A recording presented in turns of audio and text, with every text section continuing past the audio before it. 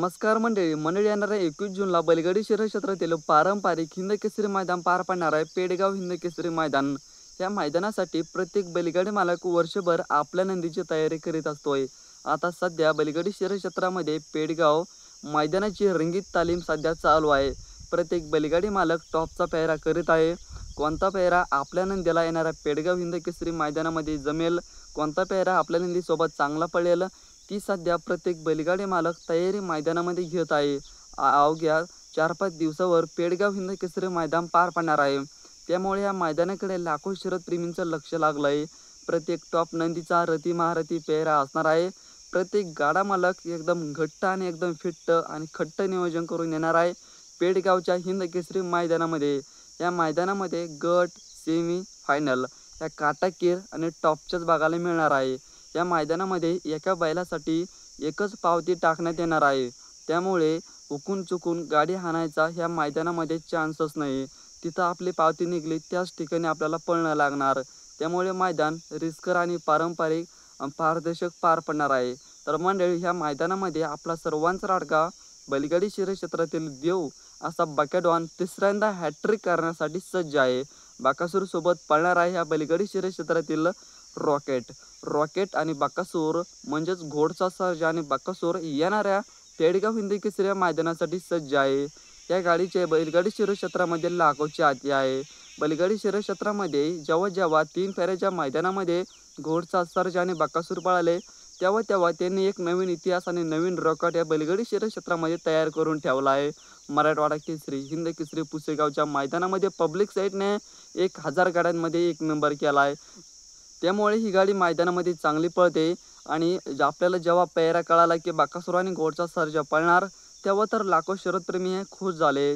कारण की एक कॉन्फिडन्स आहे लाखो शर्यतप्रेमींना बकासूर आणि घोडच्या सर्जावर की ही गाडी 1 नंबर करणारच. फक्त नशिबाने साथ द्यायला पाहिजे. येणाऱ्या पेडगाव हिंद केसरी मैदानामध्ये गाडी 1001% ह्या मैदानामध्ये 1 नंबर करणार. बकासूरचं सलग तिसऱ्यांदा हॅट्रिक ह्या मैदानामध्ये होईल. 2023ला बलमा आणि बकासूरने हॅट्रिक केली, 2024ला लखन आणि बकासूरने हॅट्रिक केली, 2025ला बकासूर आणि घोडचा सर्जा उर्फ रॉकेट हा हॅट्रिक करणार. हे मात्र 100% खरंच आहे. पण मंडळी, ह्या मैदानामध्ये बकासूरचा पेहरा तर फिक्स माहिती झाला.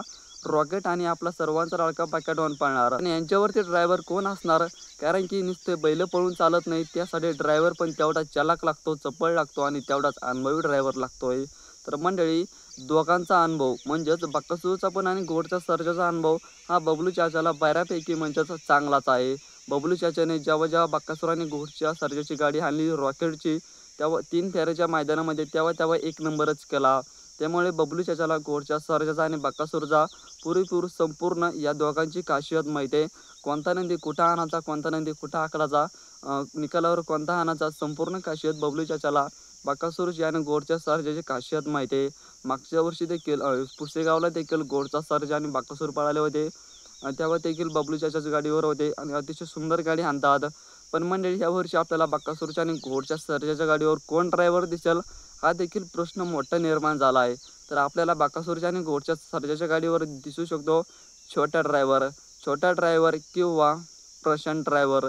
या दोन्हीपैकी एक ड्रायव्हर आपल्याला येणाऱ्या 21 जूनच्या हिंद केसरी पेडगाव मैदानामध्ये बकासूरच्या आणि घोडच्या सर्जाच्या गाडीवर दिसू शकतो. तर या बकासूरच्या आणि घोडच्या सर्जाच्या गाडीवर या तिन्हीपैकी कोणताही एक ड्रायव्हर जर बसला तर गाडी चांगलाच हाणतोय. त्यांना अनुभव पण आहे बकासूर आणि घोडच्या सर्जाचा. पण जास्त करून घोडच्या सर्जा आणि बकासूर या गाडीचा अनुभव आहे बबलू चाचाला. बबलू चाचाने प्रत्येक मैदानामध्ये 3 फेऱ्याच्या घोडच्या सर्जाच्या आणि बकासूरची गाडी हाणेल आहे.